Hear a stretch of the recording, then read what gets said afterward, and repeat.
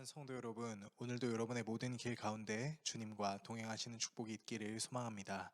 오늘 우리가 함께 묵상하실 하나님 말씀은 로마서 2장 17절에서 29절의 말씀입니다.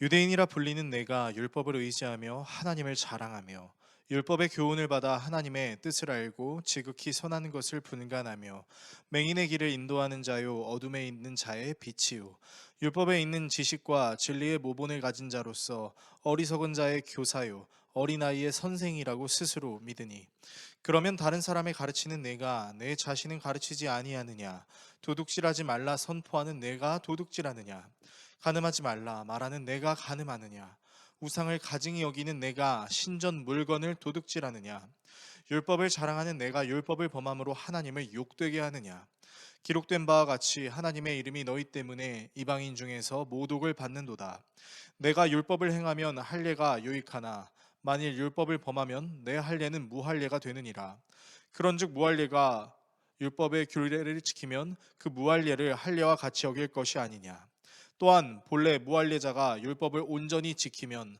율법 조문과 할례를 가지고 율법을 범하는 너를 정죄하지 아니하겠느냐 무릇 표면적 유대인이 유대인이 아니요 표면적 육신의 할례가 아니니라 오직 이면적 유대인이 유대인이며 할례는 마음에 할지니 영에 있고 율법 조문에 있지 아니한 것이라 그 칭찬이 사람에게서가 아니요 다만 하나님에게서니라. 아멘. 바울은 마치 뼈를 때리는 듯한 느낌으로 스스로를 진정한 유대인이라고 칭하는 사람들에게 강도 높은 비판을 하는 것 같은 말을 합니다.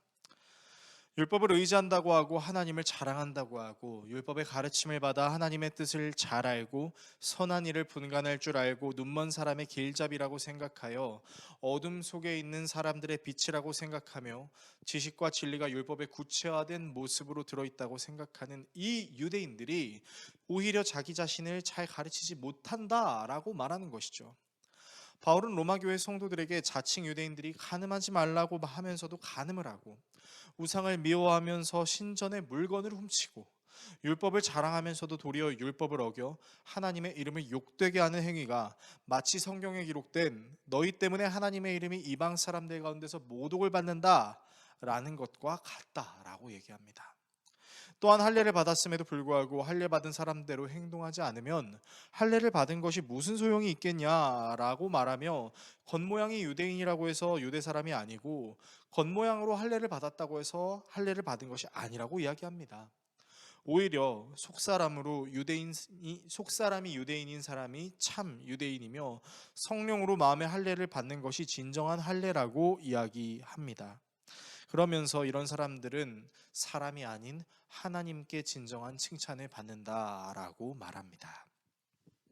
오늘의 말씀을 우리의 삶에 어떻게 적용해야 할까요? 마치 오늘의 말씀은 다른 사람이 아닌 저 자신을 겨냥하는 것 같은 하나님의 말씀처럼 느껴지는 이유는 무엇일까요? 제가 목사라는 직업을 가지고 있고 하나님의 말씀을 전하며 교회를 운영하는 일을 해서 그런 건지는 모르겠지만 개인적으로 오늘 말씀을 묵상하면서 정말 조심해야겠다는 생각이 듭니다. 왜냐하면 저는 성도들에게 복음을 가르치는 자리에 있지만 정작 저 자신을 가르치지 못하는 경우도 허다하고 성도들에게 하지 말아야 할 것과 해야 할 것을 가르치면서도 정작 그것들을 실천하는 것을 너무 어려워하는 사람이기도 합니다. 본문은 할례로 나와 있지만 우리는 하나님의 죄사함을 상징하는 세례를 받습니다. 그리고 그 세례의 의미를 단순히 교회에만 적용해야 할 것이 아니라 세상에서도 적용해야 할 의무를 갖고 있습니다. 그런데 안타까운 것은 교회 사람들이 세상을 걱정하는 것이 아니라 세상 사람들이 교회를 걱정하는 목소리가 더 커지고 있다는 것이죠. 교회를 잘 다니고 있고 세례도 받았고 나름 그리스도인이라고 자부할 수도 있는 사람들이 도리어 세상에서 민폐를 끼치고 덕이 되지 않는 모습들을 더 잘 보이는 경우가 허다하기 때문입니다.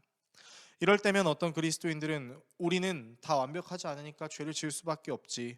하나님이 우리를 용서하셨는데 왜 당신들이 우리를 정죄합니까? 라고 하든지 하나님이 사람을 함부로 정죄하지 말라고 하셨는데 왜 우리를 정죄합니까? 라고 하든지 하나님이 사람을 함부로 정죄하지 말라고 했다든지에 대한 이런 이상한 성경 구절들을 적용해서 스스로를 변호하는데 급급합니다.